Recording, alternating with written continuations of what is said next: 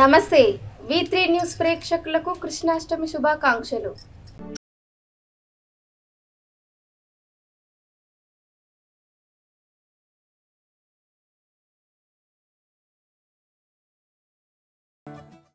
శ్రీకృష్ణుడు అనగానే ద్వాపర యుగం మహాభారతం గుర్తుకు వస్తుంది. శ్రావణ బహుళ అష్టమి రోజున రోహిణి నక్షత్రంలో దేవకి వసుదేవులకు 8వ సంతానంగా కృష్ణుడు జన్మించాడు.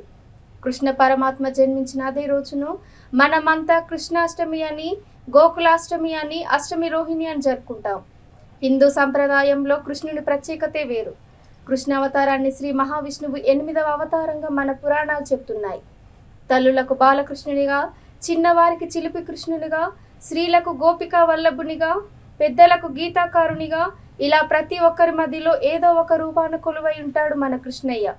శ్రీ మహావిష్ణువు అవతారాల్లో శ్రీకృష్ణ అవతారానికి చాలా విశిష్టత ఉంది.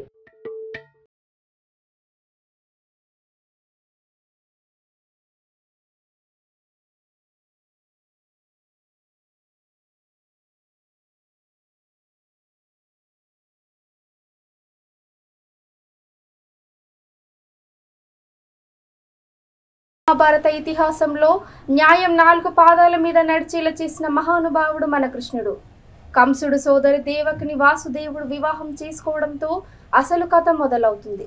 పెళ్ళైన తన సోదరిని అత్తవారింటికి పంపేందుకు కంసుడు తానే స్వయంగా రథం నడుపుతుండగా మార్గమధ్యంలో ఆకాశవాణి కంసుని భవిష్యత్తు పలుకుతుంది.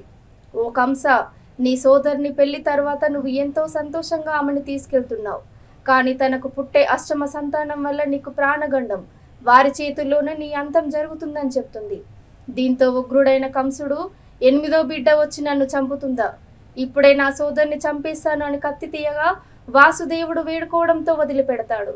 అయితే వీరిద్దరిని జైలులో బందీలుగా పెట్టి కొంతమందిని కాపలా ఉంచుతాడు. ప్రతిసారి సంతానం కలగగానే కంసుడు వచ్చి వారిని నేలపై మోది హతమార్చుతాడు. ప్రాణాలతో వదిలేయమని దేవకి వసుదేవులు ఎంత వేడుకున్నా కంసుడు పట్టించుకోడు. అలా 7 బిడ్డలను కోల్పోయిన దేవకి దేవికి అష్టమ సంతానం బహుళ పక్షం అష్టమి రోజు రానే వచ్చింది. ఆ రోజు ఉరుములతో కూడిన వర్షం పడుతున్నప్పుడు మన కృష్ణయ్య జన్మిస్తాడు. కారాగారం తలుపులు వాటంతటే అవి తెరుచుకోవడం, వసుదేవుడు సంకెళ్ళు తెగిపోవడం జరుగుతుంది. ఇదంతా దైవలీలగా వసుదేవుడు భావించి కాపలాదారులు నిద్రమత్తులో ఉండగా అక్కడి నుండి బిడ్డను ఎత్తుకొని రేపల్లెకు బయలుదేరతాడు. దారిలో కుండపోతగా వర్షం. ఆ వర్షపు నీరు కృష్ణయ్యపై పడకుండా ఆదిశేషుడు పడగలా మారి గొడుగు పడతాడు. అలా వసుదేవుడు నదిని దాటి నంద యశోదల ఇంటికి వెళ్తాడు. అప్పుడే యశోద ఒక ఆడపిల్లకు జన్మనిస్తుంది. అప్పుడు యశోద స్పృహలో ఉండదు. వసుదేవుడు ఆ ఆడపిల్ల స్థానంలో కృష్ణుడిని ఉంచి ఆ ఆడపిల్లను తీసుకొని తిరిగి కారాగారానికి వస్తాడు.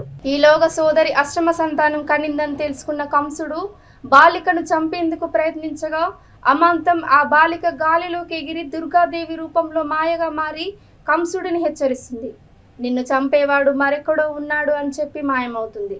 ఆ విధంగా గోకులం చేరిన కృష్ణుడు యశోదమ్మ బిడ్డగా, చిన్ని కృష్ణయ్యగా అందరినీ ఆకట్టుకుంటాడు. అలా గోకులంలో కృష్ణాష్టమి వేడుకలు ప్రారంభమవుతాయి. కృష్ణాష్టమి నాడు భక్తులు పగలంతా ఉపవాసం ఉండి సాయంత్రం శ్రీకృష్ణుని పూజిస్తారు. శ్రావణ మాసంలో లభించే పళ్ళు, అటుకులు, బెల్లం కలిపిన వెన్న, పెరుగు, మీగడ స్వామికి నైవేద్యం పెట్టి ఉయ్యాల కట్టి అందులో శ్రీకృష్ణుడి విగ్రహాలను పడుకోబెట్టి కీర్తనలు పాడి ఆరాధిస్తారు.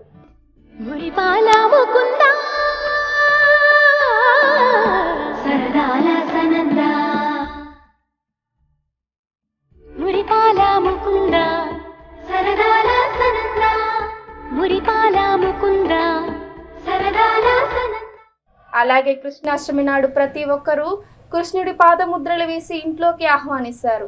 ఇంట్లో ఉన్న చిన్ని పిల్లలకు కృష్ణుడి వేషం వేసి ముచ్చట పడతారు. అలాగే పురవీధుల్లో ఉట్లు కట్టి పోటీ పడి మరి వాటిని కొడతారు. ఈ పండుగను ఉట్ల పండుగ లేదా ఉట్ల తిరునాళ్ళు అని కూడా అంటారు. ఉట్ల పండుగ అని పిలువబడే శ్రీకృష్ణ జన్మాష్టమిని గురించి తొలి తెలుగు వాగ్గేయకారుడు తాళ్లపాక అన్నమాచార్యుడు ఒక కీర్తనలో కూడా చెప్పారు. శ్రీకృష్ణాష్టమి వేళ శ్రీకృష్ణ దేవాలయాలను దర్శించి జన్మ జన్మలకు సరిపోయే పుణ్యఫలం భక్తుల సొంతం అవుతుంది. ద్వాపర యుగంలో జన్మించిన కృష్ణుడు కలియుగానికి ఆదర్శం. వివిధ రూపాల్లో సంప్రదాయాలతో భక్తి శ్రద్ధలతో కృష్ణుడిని ఆరాధిస్తున్న ఆయా రాష్ట్రాల వారి సంస్కృతి సంప్రదాయాలు కలగలిసిన సంస్కృతి మన భారతీయ హిందూ సంస్కృతి.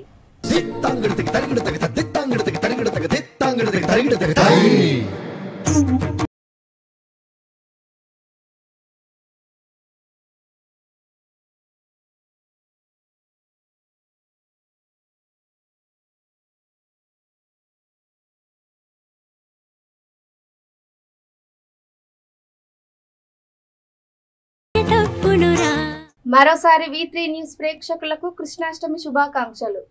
ఇది ఇవాల్టి స్పెషల్ స్టోరీ. చూస్తూనే ఉండండి V3 న్యూస్. లక్ష్యం సమాజయితం. నమస్కారం.